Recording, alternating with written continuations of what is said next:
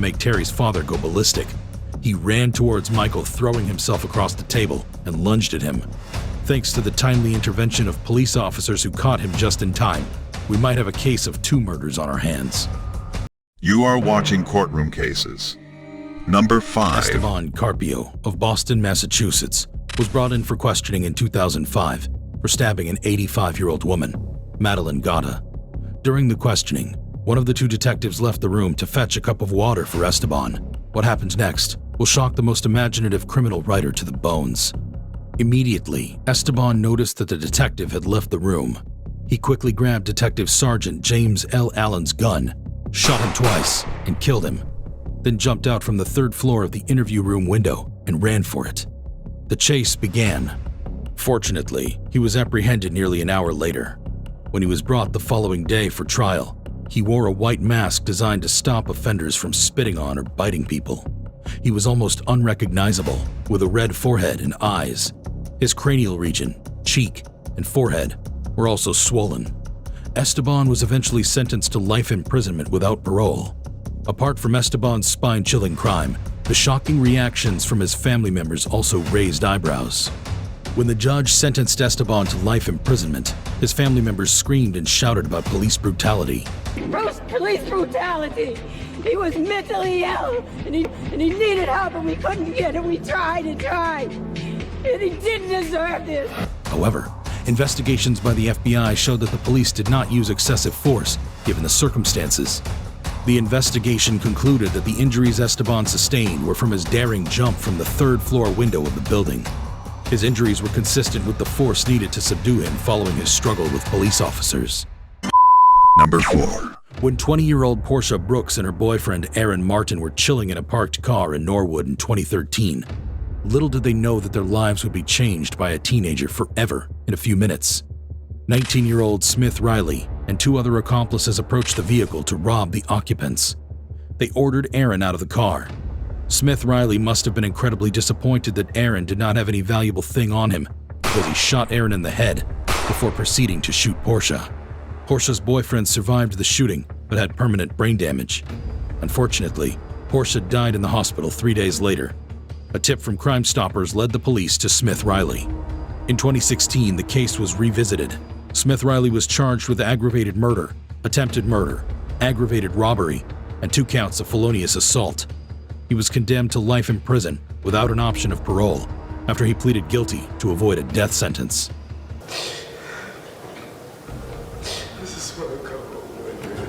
His lawyer tried to argue that he deserves leniency. This is somebody that feels genuine remorse.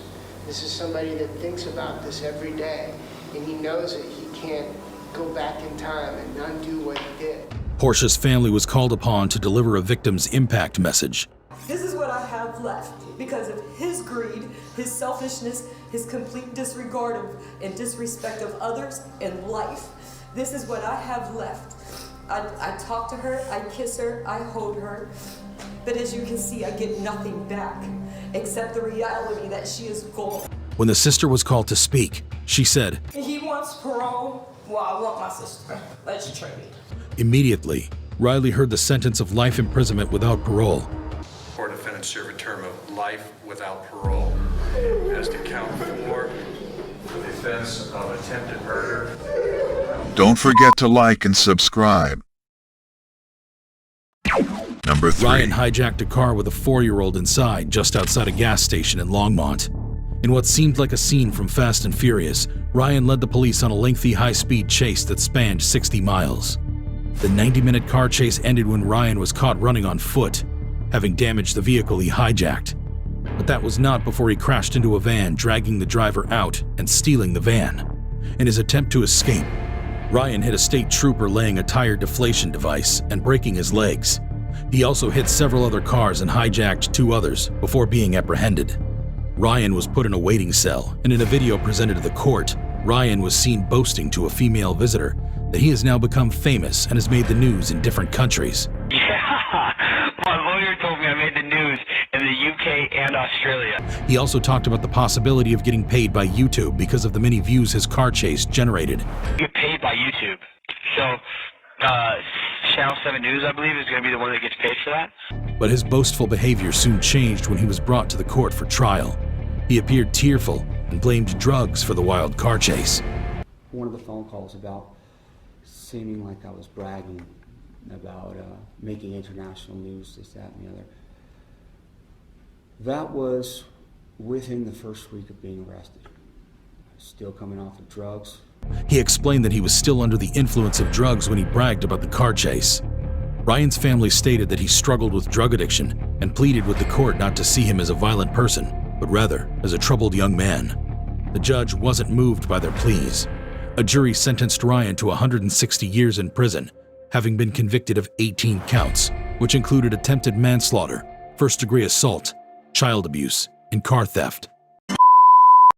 Number 2. Takes a cold-hearted murderer to kill not one but 3 people, and even a heartless one to feel no remorse for these crimes. This was the case of Michael Madison, who kidnapped and murdered 3 people and then wrapped their bodies in garbage bags. Michael grew up in a chaotic and abusive household. Although that might have contributed to how he turned out, it wasn't enough to excuse his crimes. Sherelda Terry was one of Michael's victims. Naturally, her father was called by the court to give a victim impact statement. As Mr. Terry made his way to the front of the court, he turned towards Michael, who was sitting just a few feet away, and Michael smiled at him maliciously. The unremorseful smile was enough to make Terry's father go ballistic. He ran towards Michael, throwing himself across the table, and lunged at him. Thanks to the timely intervention of police officers who caught him just in time, we might have a case of 2 murders on our hands. His actions caused a commotion in the court, and a 15-minute delay followed.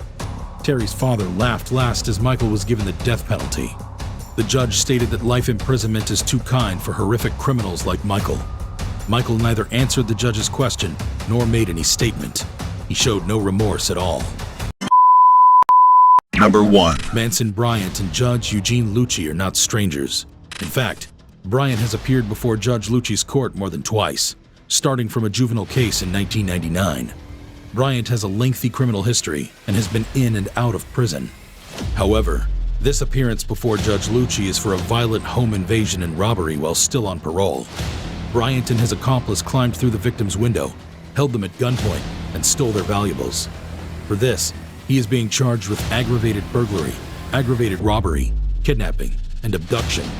The last time he appeared before Judge Lucci, he was sentenced to 4 years imprisonment. However, this current crime has a maximum prison sentence of 30 years.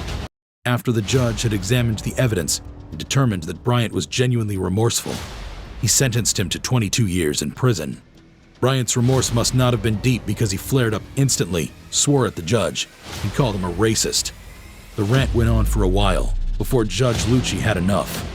He reconsidered Bryant's remorseful speech and added 6 additional years to his sentence, totaling 28 years.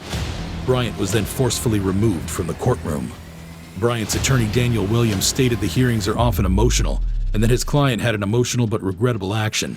He noted that before the sentence, his client had been composed and showed remorse throughout the trial. And that he wasn't remorseful at all, and that if given the chance, if I let him loose on society, he's going to prey on other people. In 2020, the case went to a court of appeal, but Bryant wasn't successful, and the judgment was upheld. However, he appealed the judgment. In the first week of June 2022, the Ohio Supreme Court ruled that swearing at a judge is a case of contempt of court at most, and does not warrant 6 years of additional jail time. The court stated that a trial judge could not increase a sentence simply because the defendant was abusive or offensive. Thanks for watching Courtroom Cases. Don't forget to like and subscribe.